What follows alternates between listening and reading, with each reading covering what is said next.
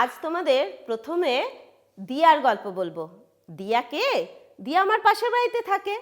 এবার কি হয়েছে, ওর বাবা মা বাইরে গিয়েছে, সেই জন্য দিয়া দুপুরবেলা আমাদের বাড়িতে ছিল। এবার বিকেলবেলায় ওকে যখন বাড়ি ছাড়তে যাচ্ছি, ও দূর থেকে ওর ভাইকে দেখতে পেয়েছে। দেখতে পেয়েই বলছে, ওই দেখো মাসিমণি, আমার ভাই, ওটা আমার ভাই।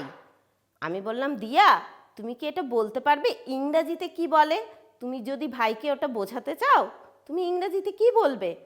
ও বলল, না গো মাসিমণি, আমি তো বলতে পারবো না। বললাম, ঠিক আছে, কাল তোমাকে আমি শিখিয়ে দেবো। কি তোমাদেরও শিখতে ইচ্ছে করছে তো কি বলে? আচ্ছা, তার জন্য প্রথমে তোমাকে দুটো জিনিস মনে রাখতে হবে, দুটো শব্দ।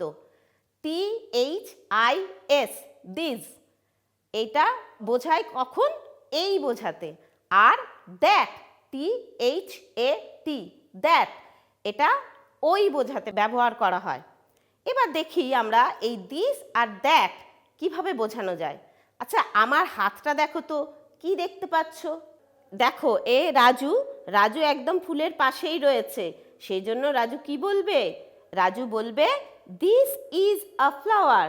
আর এবার আমি যখন হাতটা সরিয়ে দূরে সরিয়ে দিলাম, রাজু তখন ফুলটাকে দেখে কি বলবে? That is a flower. আবার বলছি, দেখো, this is a flower, that is a flower. আরও কিছু উদাহরণ সহ তোমাদের বোঝাচ্ছি।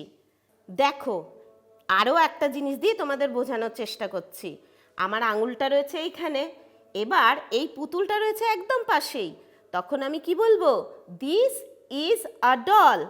এবার এই পুতুলটাকে আমি দূরে সরিয়ে দিলাম, তখন কি হয়ে গেল দেখতে পাচ্ছ তো? That is a doll.